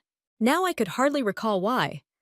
Perhaps they had merely insisted on helping me set up internet connection, and I had complied blindly believing them, or perhaps they wanted to send a tiny amount for a trifling or a shared charge. It was an isolated incident, a brief moment of parental support or convenience that I never imagined might be turned into a weapon. It felt normal, the family said. Did they not? Did my family not share the first sign? It was so faint that it resembled a ghost. My work laptop, a powerful, relatively new computer that I used every day, started to act slow. It froze, files took excruciatingly long seconds to access web pages, and spun endlessly before opening. It was like pulling a large object through muck. I tried all I knew how to do, including running antivirus scans, deleting outdated apps, and optimizing storage, but to no avail. The problems with performance continued. A bothersome, ongoing hindrance to my output. I was unable to touch it, and it felt like a little persistent itch. I wrote off a small annoyance as a hardware malfunction. The questions followed, more intrusive, sharper, and presented with the same cheesy veneer of worry. Michael, do you still intend to buy the property next year? You know prices are really outrageous right now. Do you have complete confidence that your savings are keeping up? Perhaps you ought to rethink your approach. The kind yet inquisitive tone of my mother's voice on the phone pricked my skin like small needles. During such calls, I would get a hazy, uneasy sensation in my stomach, as if I were being closely watched, and my intentions were somehow vulnerable to criticism and public scrutiny. I attempt to dismiss it by attributing it to my personal anxiety over the significant purchase one evening and resolving the persistent computer lag. I navigated through the list of active processes in the task manager, which was primarily composed of well-known system activities or programs. A name I didn't recognize appeared. At first sight, it appeared harmless. A series of words that seemed technical. A cautious, brief search on a backup device produced terrifying findings. This specific process name or variants on it were frequently linked to software for monitoring and remote access. Software that can access files, record keystrokes, take screenshots, and even turn on cameras and microphones. My blood froze. Why is that on my laptop at work? Had I clicked on an untrustworthy link? Did you accidentally download something? A nauseating idea, dark tendrils that were both pernicious and extremely unnerving, started to emerge from the corners of my mind. Not them, please. They couldn't be. The folks who brought me up. My folks. However, I had granted them access years prior, and the questions and time were different. It came together to form a terrifying prospect that I wished with all my might to deny. Later that evening, I could feel my hands shaking as I made my way to my online banking login. The fear that was growing inside of me was mirrored by the cursor's seeming creep across the screen. The statistics I had been seeing rise for 10 years were loaded in the familiar arrangement. I expected to see the strong six-figure number when I looked at the primary balance. It was absent. It was a tiny sum, not enough to pay the rent for a month. I let out a choking sound. I frantically scrolled through the transaction history after clicking onto it. Gasps of breath came out of me. And there it was, unmistakable and striking. Just last Tuesday, there was a single significant outbound transfer, $250,000. It seemed like the world was tilting on its axis. My chest constricted, physically, not figuratively, as though a crushing weight had been placed on my sternum. Every breath was a frantic, agonizing struggle, like if someone had wrapped barbed wire across my lungs. This was not feasible. It must have been an error. A hack. An error. Not them, not my folks, not my relatives. 10 years of my life were symbolized by that sum of money. My future. My vision of a secure, self-sufficient area. It had vanished, disappeared. The next afternoon, I took a car to their home on Maple Lane. My mind was racing as I tried to imagine a different situation, but the drive was a haze. I was met by the flawless facade. The rose plants were carefully trimmed. The driveway was just sealed. The fake, overpowering smell of mother's flower spray filled the air within. It now feels more like a stifling gas than a nice scent. David appeared completely unburdened as he tapped away on his tablet while sprawled out on the immaculate white sofa. Opposite me sat my parents. As they took in my face, their first looks of mild astonishment at my unexpected presence hardened into cautious apprehension. I didn't make an effort to be kind. I spoke in a strained, weak voice that was hardly audible above a whisper. The fear and incredulity shook the words to their core. My $250,000 in savings. It's gone. Moved out. In a well-practiced show of astonishment, Mother's hand sprang to her lips. How utterly horrible, Michael. Have you been compromised? Did you accidentally click on something? With his brow wrinkled in a convincing display of concern, Father leaned forward from his recliner. Son, are you really certain? Are you appropriately interpreting the statement, online banking may be complex? I took out my phone and fumbled with my trembling fingers to find the transaction log. In my hand, the screen felt slippery. I pushed it in their direction, the indisputable proof shining brightly. Here it is. One transfer, $250,000 was deposited into an account last Tuesday. Their eyes scoured the television, normally their mother's face, but I don't know it. So meticulously put up, she was clearly pale under makeup. The veneer of worry lifted, revealing something harder beneath her, and Father's jaw hardened. The show started to fall apart, exposing the calculating, frigid core underneath. Well, Michael, said the father, his tone shedding the pretended pity, and adopting that well-known commanding tone that would not back down. We helped a family member transfer. Facilitated for the family. My ribs were pounded by my heart. Without my consent, it is facilitated by a frenetic drumming on my bones. It's money from my house. A decade of saving. Disappeared in a flash. How were you able to? Mother interrupted, raising her voice in abrupt, acerbic outrage. Michael, don't be so theatrical. The money belongs to the family. What belongs to me belongs to you, and what belongs to you belongs to the family. When you were young, we assisted you. We stood by you. We made an investment in you. Invested, I said the word, which seemed like a betrayal in and of itself. My down payment was stolen by you. My future was stolen by you. Then Father rose to his full height, his voice resonating with a little boom that filled the room. With a hint of bewilderment on his face, David eventually raised his head from his iPad. Noticing the change in the atmosphere, the term stole is absurd. We required it. In order to ensure its survival, David's startup required a last substantial investment. His future is at stake here. The success of our family, my future. Was that cash? I raised my voice now. Rumble in agony, a developing chilly rage and disbelief. All of my hard-earned money was stolen by you. Everything for which I made sacrifices. A thin, self-satisfied, and blatantly malicious smile curved Father's lips. His steely, triumphant gaze greeted me. I will never forget this moment, which marked the end of a lifetime of covert rejections and overt favoritism. His voice reverted to a low cutting tone that was brimming with scorn as he drew slightly closer. I appreciate your gullibility, Michael. Your brother now has a wonderful future thanks to your money. Leveraging assets for the greater good is something that some of us are aware of. I was broken, but not in the way they had anticipated. Pain was no longer the only thing. It was a strange, almost disinterested acknowledgement of the extraordinary haughtiness and the whole and total ignorance of the truth of the situation they had brought about. I felt an odd pressure behind my eyes and in my chest. I let out a choked sound. It wasn't a cry, the laugh was just getting started. A chuckle that came from my own throat was dark, bitter, and completely confused. Their expressions were a mix of bewilderment and offense as they gazed at me. My father's arrogant expression wavered and was replaced by annoyance.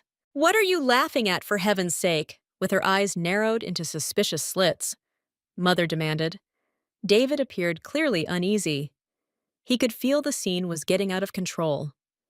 It was a bizarre wave of dark amusement that was solidifying in my belly, and I was unable to stop it. The laughing was unsteady, incredulous, and bordering on insane. Do you believe that you stole my future? With each syllable, my voice grew firmer despite its shaking. Do you believe you have won? Do you believe you fooled me? Slowly, the chuckle faded into a grim, unblinking smile that didn't belong on my face, and I shook my head. You don't know. The cash you stole. I wasn't the only one with savings. No more. You simply sealed your own doom by accepting it. The decisive turning point came at that very time. The startle, the unadulterated agony, the sensation of being completely exposed. I wasn't broken by it. It cleansed me, destroying what remains of naive optimism and unthinking loyalty. It created something hard and fresh, in the furnace of treachery. Devastation was replaced by cold focus and resolve. However, this was no longer just about getting money back. It included it. Justice was at stake, and the rot underneath the flawless, polished exterior had to be revealed. They gave a presentation to the world about shielding me from the horrifying truth of their potential. That day I left their home burning with a clear, cool fire, rather than broken. A nauseating reminder of the artificiality I was leaving behind. The overpowering flowery scent of the air freshener stuck to my clothes. I returned to my solitary, peaceful flat by car. The quiet that was intensifying the jumbled ideas in my mind couldn't last. Not when that program may still be observing and lurking. I cleaned my laptop. Scrubbing away years' worth of files, memories, and digital fingerprints was a necessary but nearly brutal act that made sure no more information could be compromised. I then went to Emma's after packing a little suitcase. In an area of the city distant from the oppressive, flawless sameness of bucolic Maple Lane, Emma lived simply and purposefully. Her apartment complex was older, eccentric, and full of personality. After opening the door and taking one glance at my shocked pale eyes, she drew me into a wordless, furious hug. Her apartment had a distinct fragrance. Vintage paperbacks. The coffee is brewing fresh. Something earthy and clean that spoke of real life, not of a manufactured kind. Presentation. It had a secure scent. The narrative came out of me slowly at first, then in a torrent, as the words caught in my throat. Father's nasty, mocking claim, the software discovery, the disappearing money, and the strange, nearly uncontrollable laughing that ensued. Emma patiently listened, her face changing from worry to incredulity to a silent, smoldering rage that mirrored mine. "Oh, Mike," she said in a steady, quiet voice. "I was constantly aware of a problem with them. The David Show's treatment of you. However, this is quite different. Her experience with cybersecurity was more than simply a job.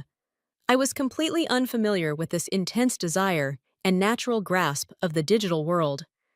She was instantly aware of the consequences of tracking software, remote access screen grabs, and keyloggers. With her fingers already gliding over the keyboard of her own spotless computer, she said, "Seeing what you're doing isn't enough.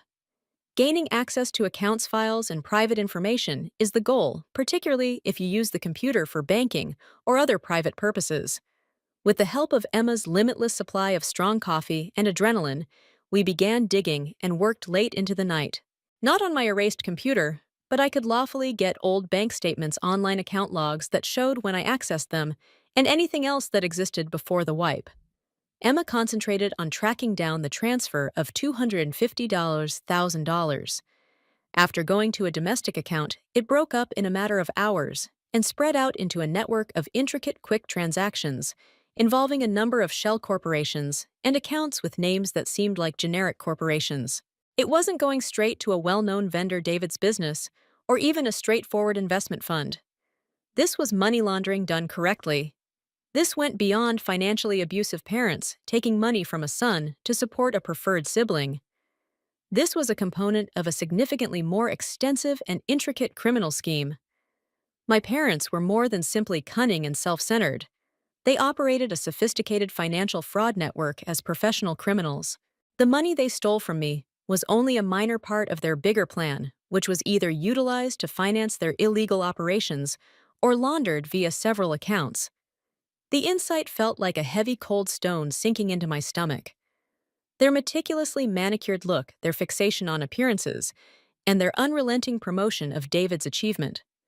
Family dysfunction wasn't the only bothersome aspect about it. It was a well-planned cover for something far more sinister and perilous. It was crushed under its weight. Emma, however, discovered something else. Through some digital magic, she was able to get something that was directly related to the tracking software data. Records indicating which files they remotely accessed on my PC after downloading the program were not entirely clear to me. My identity verification files, tax returns, and copies of previous loan applications. I have digital copies of my Social Security card and driver's license saved. My money wasn't the only thing they were taking. My identity was being aggressively used by them. In order to support their fraud network, they surreptitiously placed tracking software on my accounts and stole my personal information, creating accounts with banks in my name, submitting a credit application, perhaps signing papers, leaving a trail that, should their activities be uncovered, may lead back to me. The nausea came back more worse. They had harmed me more than just monetarily and emotionally. Without my knowledge or cooperation, they were deliberately attempting to set me up to be held legally responsible for their crimes. They did more than simply embezzle my money. Thick with terror, I stuttered out the words. My name was stolen. They were attempting to blame me. In this growing nightmare, the brother David continued to be a cruel supporting character. Was he involved? Emma's examination of the transaction flows only linked him to getting a sizable sum of money from our parents, not to the intricate money laundering or the shell corporations. He appeared to be either consciously ignorant, refusing to see the guy behind the curtain, as long as the money continued to flow, or really unaware, enjoying the advantages of his favored status without having to ask awkward questions. As a result, he became a key privileged beneficiary of their vast crime, rather than a knowing co-conspirator in the most serious deception. Ambition and the story our parents had taught him all his life had blinded him. But when the whole truth was revealed, I knew with a cold certainty that was ingrained in my bones that he would support the parents. The integrity of their story was crucial to his reputation and his meticulously crafted facade of success, which was based on their wealth. Equipped with the quickly mounting evidence, the indisputable logs demonstrating the installation of the tracking software and remote access, the intricate transaction trails that unmistakably linked the shell companies and their fraudulent network, and the evidence of identity theft verified by my documents, we started to realize the scope of their operation. There were hundreds of transactions, not just dozens, which might have cost millions of dollars, and horribly affected many actual people, including elderly persons who were the targets of fraudulent investment schemes, small businesses that were duped into making false deals, and families who had their assets stolen. My folks, predators who preyed on the weak to finance their opulent lifestyle, and David's Golden Road served as the cornerstones of the Maple Lane community facade. This is when the phony money twist really took hold, explaining the strange, almost hysterical, almost comical laughing that they had back at home, along with the lingering uneasiness from the first computer malfunctions and strange queries from their parents before the $250 and $1,000 disappeared. I had followed my instincts, a hunch that something wasn't right. It was a move motivated more by vague paranoia than by hard evidence. However, it rescued me weeks before. The account they were monitoring, which they believed contained my life savings, was a ruse. I had carefully and discreetly moved all $250,000 of my funds into a new, entirely different account at a different financial institution that they were unaware of. Its balance was smaller and less important. Perhaps a few planned automatic transfers would make it appear active, but less alluring for a full-scale heist. My 10 years of devotion were not what they saw and took that day. Based on the exact dates and quantities Emma was able to track down, they took money that they had just sent through my hacked account. As a quick, covert pause in the intricate international money laundering process of their own fraud network, they believed my huge savings level would help the transaction blend in, so they assumed they were utilizing my account to temporarily cover or clean up their dirty money. They spared my future by snatching it out. The dark cosmic irony of it all made me laugh almost out loud when they stole their own hot money and left a bright, indisputable digital trail that led directly from their wider fraud network back to them. This trail was specifically connected to an account that was associated with me, the very person whose identity they were stealing at the same time. They believed they could pick my pocket with impunity because they were so cunning and untouchable. However, they had unintentionally stepped into a trap that I had constructed, supplying the exact indisputable piece of proof that would destroy everything they had based on falsehoods. Their own trap was stolen. I reiterated to Emma the discovery, which was both deeply sinisterly fulfilling and scary in its ramifications. The choice was now not only obvious, but also necessary. I was not capable of managing this on my own, or limiting it to family matters. The deception was too widespread, there were too many possible victims, and I was legally exposed for the identity theft. Law enforcement was necessary. Justice was what we needed, not only for myself, but for all the other people they had hurt. Together with Emma, we worked painstakingly to gather our evidence into a comprehensive chronological case file that included IP addresses, transaction logs, screenshots of the program interface that were accidentally taken, and links between fraudulent conduct and tracking software access, shell company names, leads on possible victims connected to the scamming tendencies seen in public data. I first contacted an impartial third party who verified the reliability and authenticity of our evidence, and we had a private consultation with the lawyer. To make sure I wasn't unintentionally implicated because of the identity theft, she gave us advice on how to contact the authorities. The FBI was the right agency because of the size of the financial network, which probably crossed state boundaries. The next days were a haze of meetings retelling the agonizing tale repeatedly and giving the financial and technological proof. The agents were cautious at first, as they should be, but they moved deliberately and methodically as I described the family relationships and the origins of the hacked account, and Emma lay out the complex digital breadcrumbs. Professional indifference gave way to deadly earnestness on their faces. They noticed the network. They witnessed the washing. They saw the bold identity theft. They witnessed the extent of the treachery. They saw the possibility of many casualties. The dramatic courtroom clash you see in movies wasn't the climax. It was justice's icy, premeditated coming. The agents built their case and obtained warrants in a timely and stealthy manner. They scheduled the exposure for a Tuesday morning when both of my parents would be at the unremarkable suburban office building that they utilized as a respectable front for a portion of their business. Emma and I were waiting close, but I wasn't there when the arrests really happened. My chest felt like a real wire pulling taut. The air was thin and difficult to breathe. I saw the situation playing out, the ordinary office setting, the surprise knock on the door, the surprising appearance of federal officials wearing badges.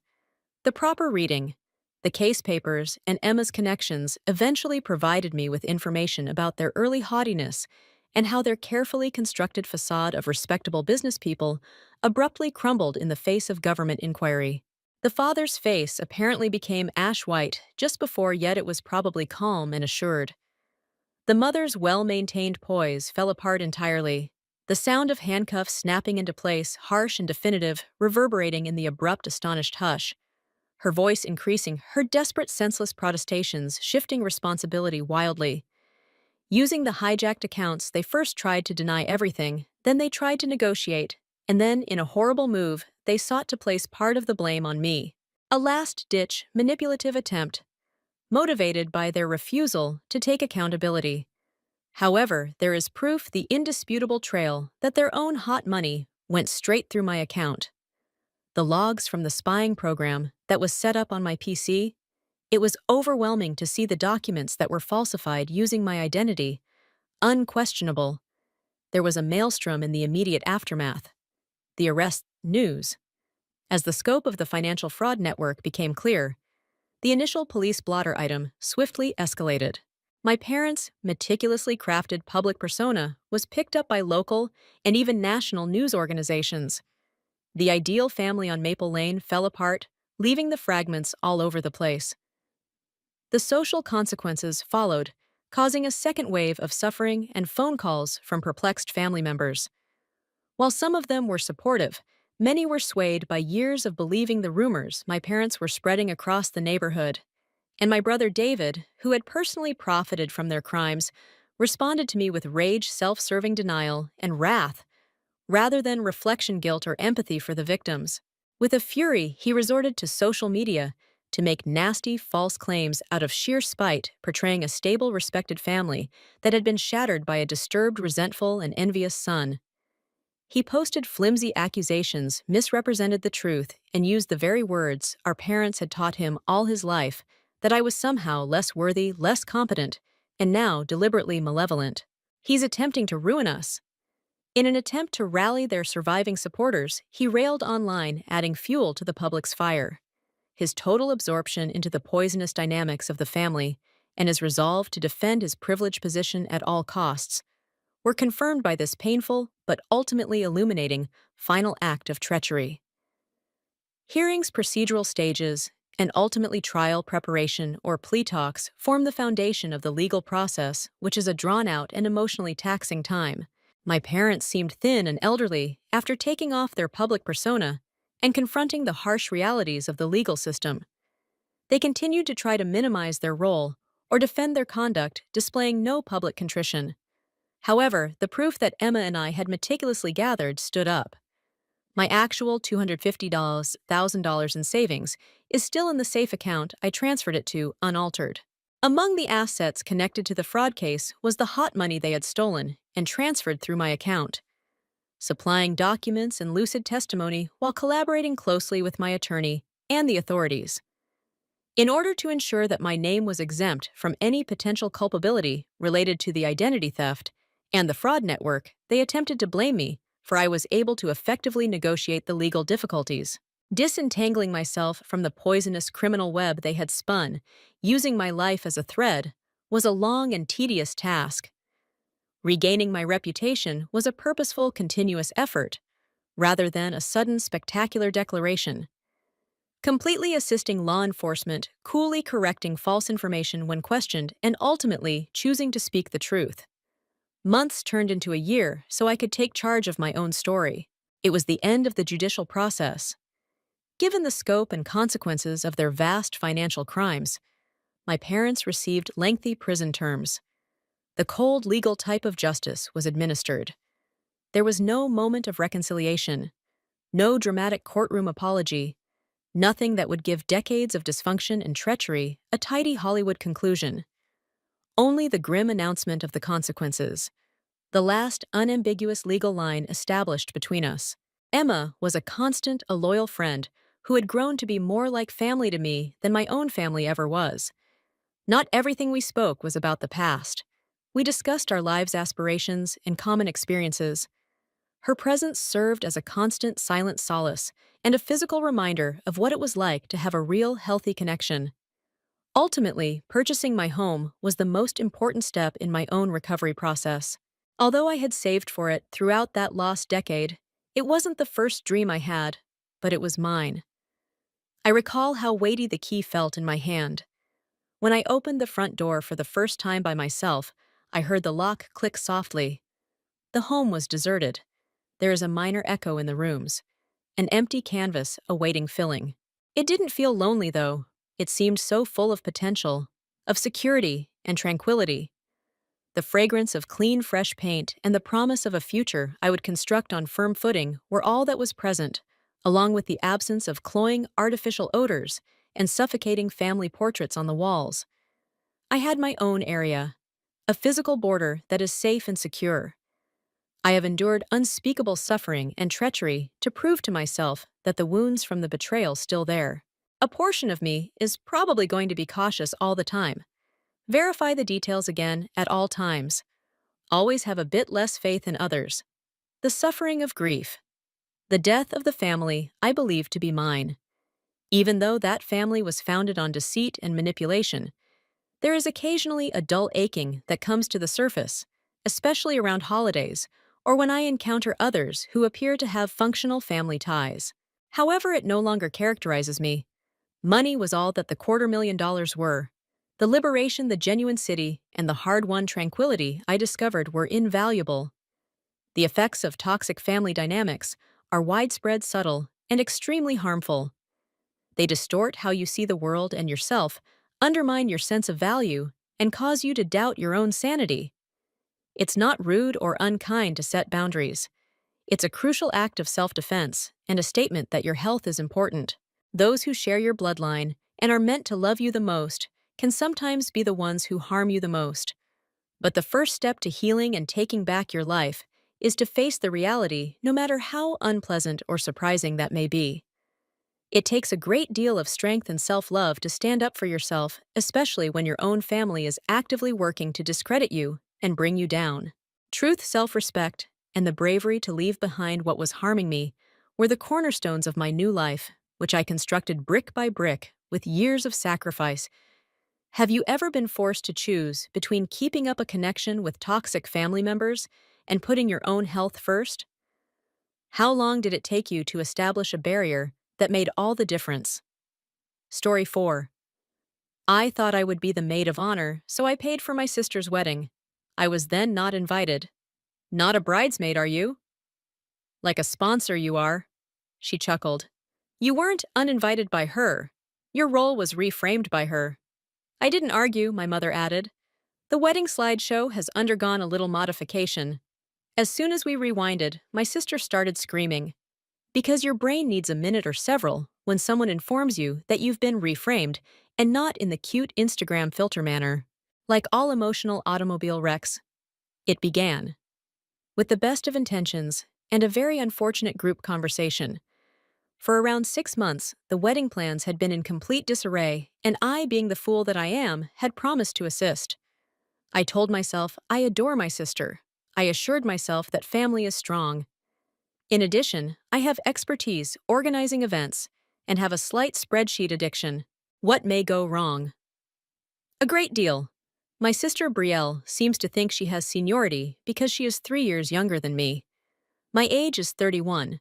She has the ego of a Roman emperor and is 28 years old, and the ability to settle disputes like a bird squabbling over a French fry.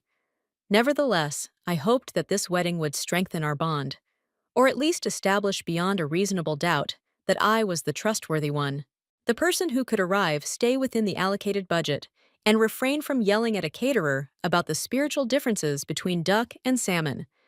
Because she misplaced her wallet at the viewing, and then, for 3 weeks in a row, I paid the venue's deposit. I was in charge of the presentation, the digital invitations, the playlist, the vendor emails, and the contracts. She immediately called it Chaos Spreadsheet Master, after I even offered her my own wedding planner template complete with color-coded tabs. Final. Final.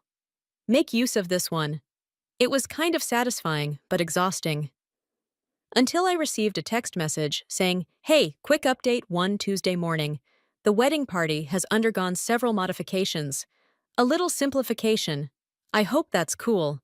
I thought, of course, that this meant someone had either gotten food illness or dropped out. Perhaps Juliet, her friend, who referred to monogamy as a colonial fiction, had abandoned her once more. However, no. Brielle herself called me 1 hour later. In that sense, she was jovial.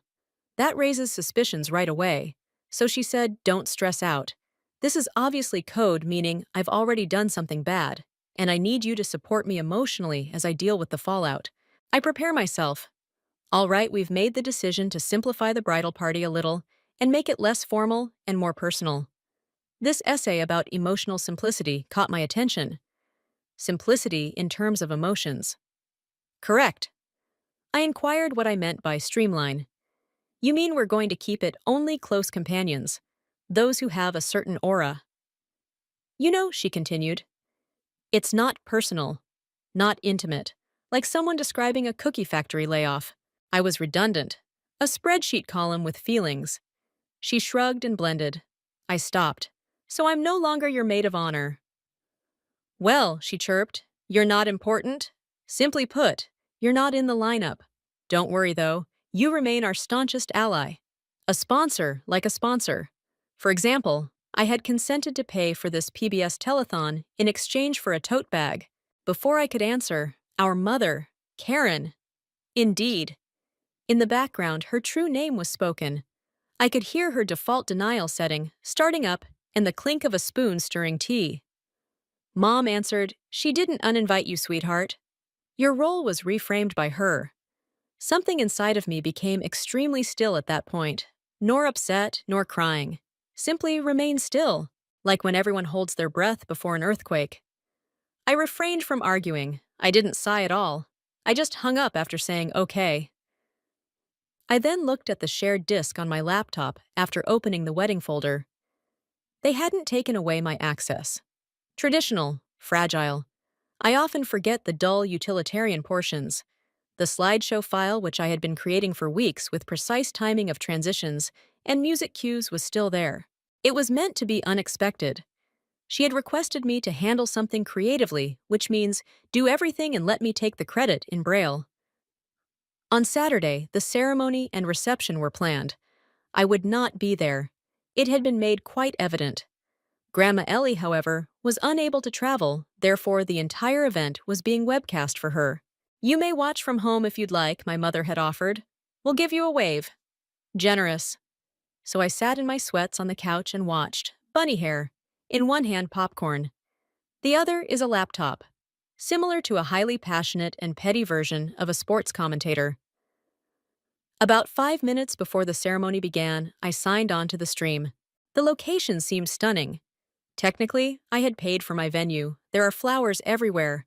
Quartet of strings. Signs with gold frames that read, "Two souls, one story." Adorable. In case you missed it, Brielle called her fiancé Miles a human golden retriever in the group chat. Devoted but not really bright. I waited while sipping my drink. The event proceeded without incident. They exchanged vows. People wept. The notebook was even cited by my dad, which seemed to be a breach of fundamental human rights, but whatever. They shared a kiss. Cameras swung. Everyone cheered. The reception then began. The microphone had a momentary glitch. Off-camera Rial yelled at a staff member before the projector turned on, and the lights went down. The slideshow is about to begin. Here are the initial pictures. Brielle the baby in A22, Miles and Brielle during their first date. Fake, but real. The visitors cooed and laughed over brunch. To change, my mother brushed away a tear. The following picture wasn't of baby Brielle, even though I had maintained the time and the music. It was a screen grab. Not just any screenshot either. She wrote things she believed no one would ever see in her phone's typeface. On the screen, I leaned forward. She looked like a supernova, not from happiness, but from fear. What else was I expected to do but sit at home with popcorn and watch Brielle cry before the second picture was completely faded? I used to believe that being the eldest sibling came with some sort of authority, such as a badge, or at the very least a diploma that was laminated and stated that the firstborn was entitled to respect. Don't spoiler alert. You end up with a young sister who uses cuteness as a weapon, like a professional killer responsibilities and expectations that are handed down to you. The favorite has always been Brielle. I no longer even say that with resentment. Logistically, it is true. In a way that made my parents laugh, rather than scream, she came out blonde, blue-eyed, and colicky. I spoke my thoughts. That seemed less endearing as soon as she was able to speak. You would praise Brielle for her ability to deliver insults in such a sweet way. She once smiled sweetly and replied, but in a romantic way, after telling our neighbor Mrs. Donnelly that her perfume smelt like dead flowers in a warm closet. Mrs. Donnelly handed her a $5 note. I was once suspended for being insensitive to artistic expression after telling the same neighbor that her yard flamingos were disturbing. That encapsulated the dynamics of our childhood home. Every duty is done by me. She would then assist by moving the throw pillows and receive recognition for her creative vision. She would arrive with a glittering title card and receive an A+ for leadership when I completed my homework, hers, and the group scientific project. It wasn't just school, though. Everything was stuff. While Brielle floated around in a sweatshirt that read, "Too cute to cook," and shared Instagram stories with comments like, "family vibes." I spent the whole day peeling, stirring, baking, and basting for our mom's Thanksgiving celebration one year. After a single taste of mashed potatoes, she sat at the table and said, "Ugh, did someone use skim milk?" There was no slapping of her. Our father really laughed and remarked, "That's my girl." Always truthful.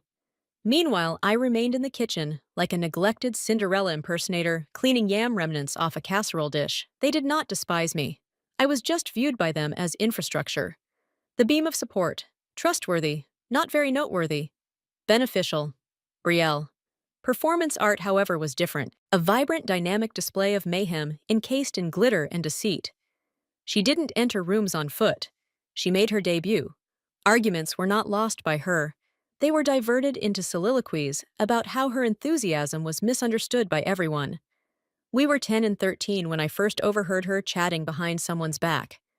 She was talking to a classmate that our cousin Allie smelled like tomato soup and wore bras with training wheels.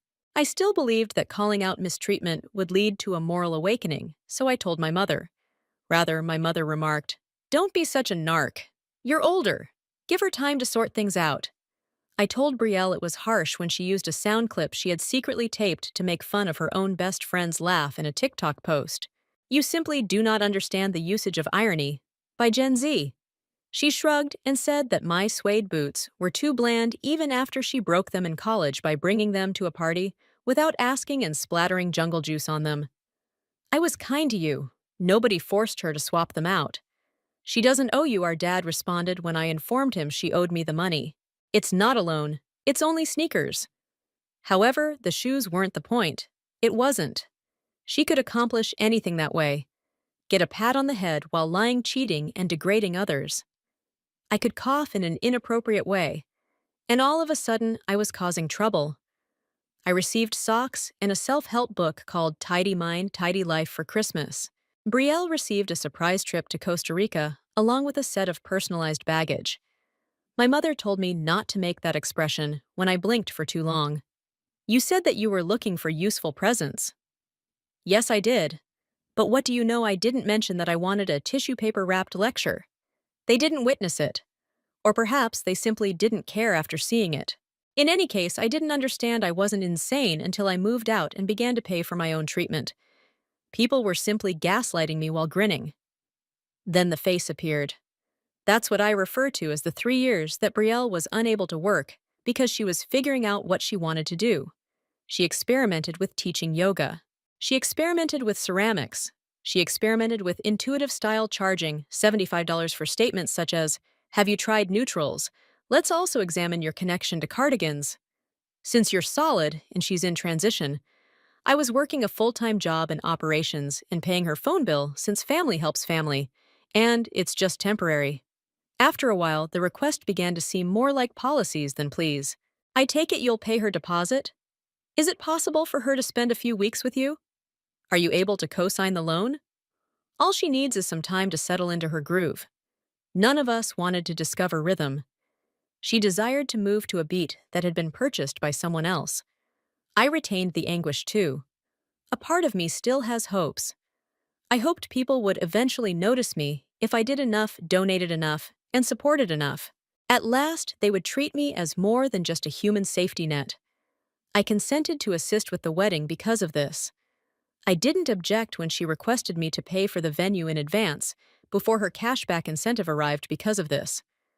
I remained up till 2 in the morning for this reason, and I signed every invoice. She wanted the kiss shot to exactly align with a chorus drop, so she adjusted the slideshow transitions. Who is the idiot? Even though I now know it, it seemed conceivable at the time.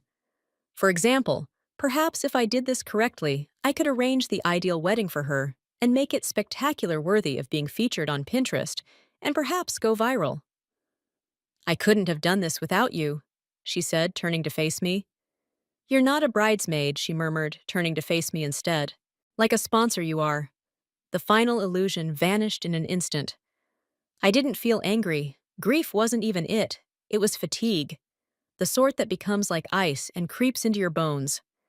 Since it was more than simply the wedding, she arranged exclusive meals with guests, and I spent each birthday alone.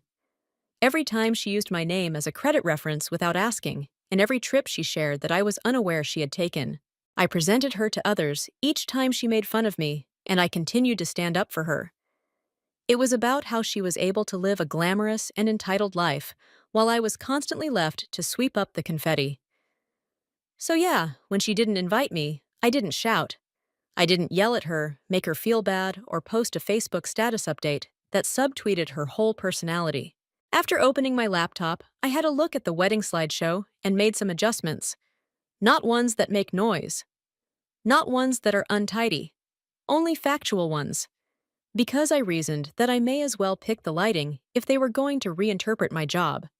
Innocent and charming, the first slide even featured a gradual transition from white to a picture of Brielle and Miles hiking during the time when their romance was still characterized by filtered Instagram caption glow. As expected, her favorite acoustic version of Electric Love began to play. People drooled. Grandma Ellie gave a clap. It was uttered by someone toward the rear, or like they just saw a dog yawn slip to infant Brielle, who was munching on a plush duck while wearing a pink tutu. The third slide, Graduation 5 prom night. Posing with Miles in similar denim jackets, Brielle captioned the photo, My Forever Adventure. It was all just as she had anticipated. Slide 6. Brielle and her bridesmaids during the Palm Springs bachelorette party, taking a group selfie. On slide 7, they are stopped when the same image zooms in and displays a text bubble. The bubble represented a screen grab of a private group chat message that Brielle had sent, which she ostensibly neglected to sync to her cloud drive. Mallory's dress appears to have been stolen from a Hobby Lobby clearance bin. Mallory, the stage-left maid of honor, clearly flinched. I sat on my couch and watched. Not even the popcorn had reached me yet. Slide 8. An additional image from the same weekend. Lana needs to quit trying so hard to be hilarious, to paraphrase. It's not open mic night, it's a wedding. A drink of champagne suffocated someone close to Lana. A pause occurred. Laughter. Perplexity. Nobody knew just how to respond. Slide 9 followed. This time it wasn't a photo. The leisurely scroll through the texts that Brielle had sent to her closest friend Caitlin was a screen capture. Honestly, I'm just keeping the lineup cute for the photos. These girls are not. It can't wait to cut ties after the honeymoon. So much dead weight. Dead weight. I heard someone gasp on the stream, like genuine gasp. Audible. Sharp. Cinematic. The room on TV fell silent. The slideshow continued running. Slide 10. A video. Brielle on the phone, laying in bed, totally unaware she was being videotaped. Miles is nice. I could have done better, though. Whatever I settled, I did. All I want to do is post some Instagram material before I turn 30. That one had no music below it. Just a hush and the synchronized blinking of 100 individuals. Miles was sitting at the head table blinking as if a courteous ghost had just smacked him. Miles was a cute, awkward golden retriever. Everybody stood. Her lips moved and I could see it. Calling out to the AV staff. The slideshow continued. Slide 11, a rotating collection of Instagram direct message screenshots. It's unbelievable that Aunt Linda is indeed being invited. She smells like butter that has gone bad. Claire, my cousin, is the only person I'm inviting since she's attractive. Additionally, I want the guest list to have an inspiring appearance. If my sister believes that she is being given a toast, she has hallucinations. She will most likely cry and complain about her menial work. Someone off camera gave that final one a loud, "Hey!" The video began as Brian strode toward the screen. Audio is very clear and at full volume. It was a mix-up. Voicemail clips, unguarded TikTok recordings, and her requesting a discount from the wedding coordinator. Pinterest, where she refers to the florist as trauma in a peasant blouse and makes fun of the officiant's lisp. The audio from a voice memo she had sent to her buddy Ivy then played. This isn't something I'm paying for. The cost is being covered by my sister. He has no bounds at all. To be honest, she'll probably also pay for the honeymoon if I pretend to cry. That was the time. The moment everyone's eyes were on her.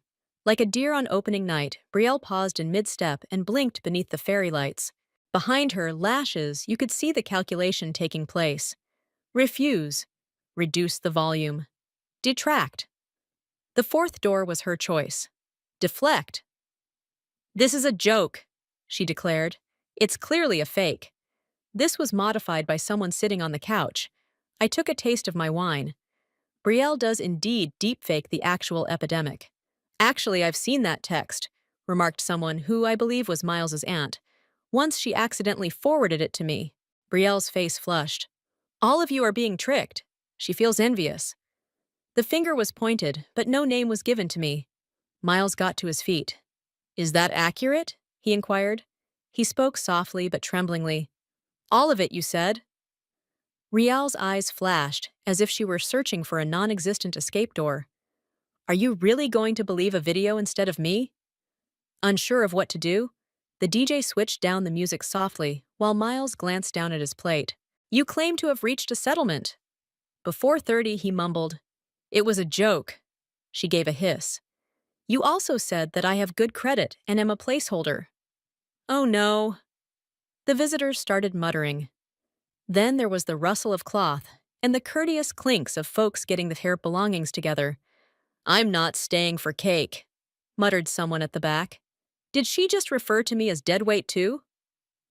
Lana grabbed her heels and rushed past the camera. Mallory sobbed as she left. The attractive cousin Claire had a half-disgusted, half-amused expression. The final slide was the icing on the cake, a spreadsheet. My spreadsheet. Each invoice and payment has been tagged and underlined. Evelyn then paid you $6,250.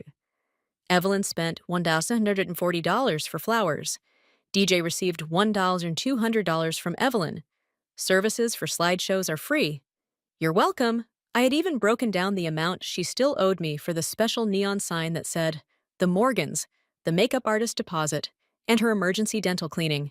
By the time the TV went black, I now presume she would want the 2024 back.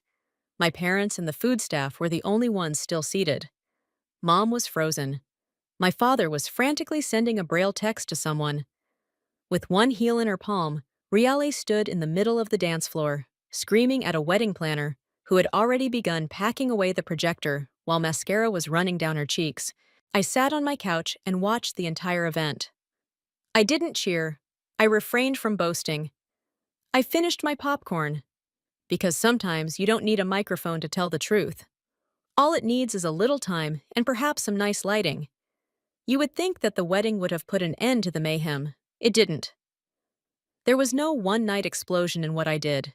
It was demolished, controlled, accurate, and built to bring down a building that shouldn't have been there in the first place. The dance floor at Preval's wedding reception was deserted by the time the 2-hour mark had arrived. The venue's default slideshow loop was the only thing still playing on the projector. And the cake had been packed up undamaged, a revolving advertisement for their elopement packages in the summer. Like I had done with the family group chat 3 weeks prior, I quietly and permanently ended the live stream. One final message was left to read. That should be the end of it, I thought. It wasn't, spoiler alert. My phone blew up early the following morning. Missed phone calls, voicemails, the inundation of, how could you? Numbers I hadn't saved for years sent me texts. One bridesmaid sobbed, then screamed, and then sobbed again in a voice memo that she sent me. Just now, a groomsman texted me. Iconic, to be honest. With my mother, however, the real fun started. She took a while to call. No. Karen waited for everything to calm down. She required time to practice. She didn't ask how I was, why I did it, or what had motivated me to do it when she did eventually get in touch. To put it plainly, the wedding was ruined by your small stunt. It's possible that your sister is divorcing. Are you proud of yourself? I didn't answer. I was too busy making coffee and updating my banking passwords. But let's talk about the divorce part, because yes, that happened.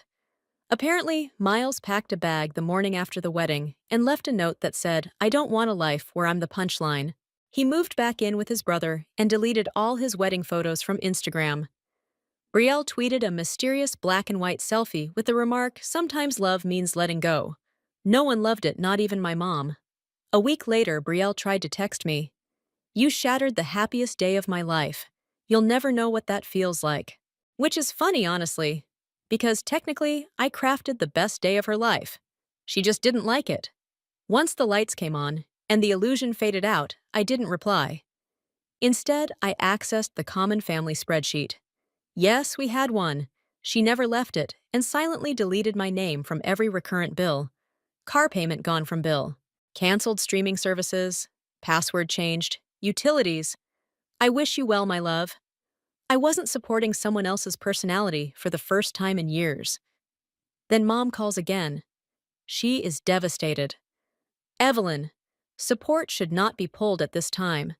"How could a sister do that?" I responded, "the unpaid kind," and hung up. After then, things rapidly got out of hand. It seems that Brielle had based her whole lifestyle, including food boxes, manicures, and beauty purchases, on the idea that I would always be the unseen hand pulling the cart.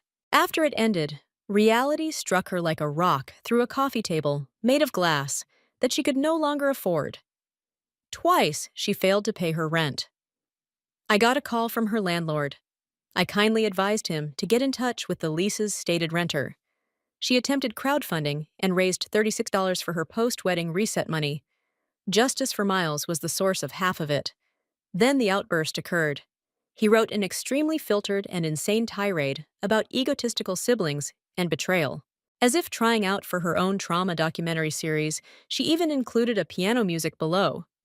However, what is my favorite aspect? "Some people are just born with black holes where their hearts should be," she said before requesting donations. After a week, she returned to live with our parents, complete with a bedroom, bathroom, and ring light. In order to create room for her nightstand, they had to disconnect the treadmill. My parents became really alarmed at that point. Because this is the problem, I was more than simply a sponsor. After my dad lost his work in 2020, I was there to cover the mortgage in a quiet, foolish, and long-lasting manner. I co-signed the loan after they neglected to pay the property taxes when mom's car broke down. I also settled the bill. Not out of duty, without hope. With a Venmo account, I hope that one day they will regard me as more than just the family.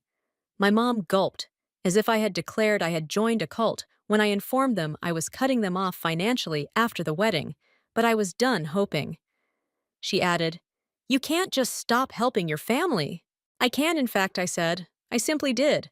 They vowed to take legal action. They threatened to reveal that I had altered the slideshow to the wider family. Funny enough, given all the mental harm I'd been subtly accruing, like an unpaid intern in a hostile HR department, they even claimed I owed them emotional damages. They eventually began phoning family members in an attempt to fabricate the tale. Evelyn acted out. Envious, she destroyed Priya's wedding. She has mental instability. It was never easy for her to share attention. The problem with contemporary relatives, however, is this. The internet is available to them. Additionally, I had the video unedited and receipts timestamped. Literally, the story was done by the time I shared the 4 wedding files Dropbox link for transparency.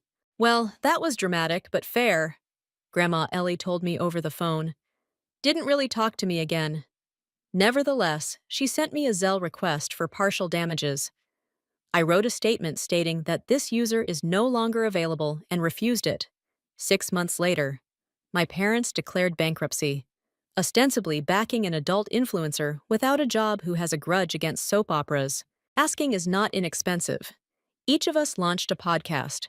She referred to it as The Refrain. This cannot be made up.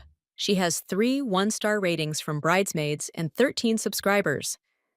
In the meantime, I relocated to the top level of a new apartment. No surprises, no roommates. I began working as a freelancer full-time.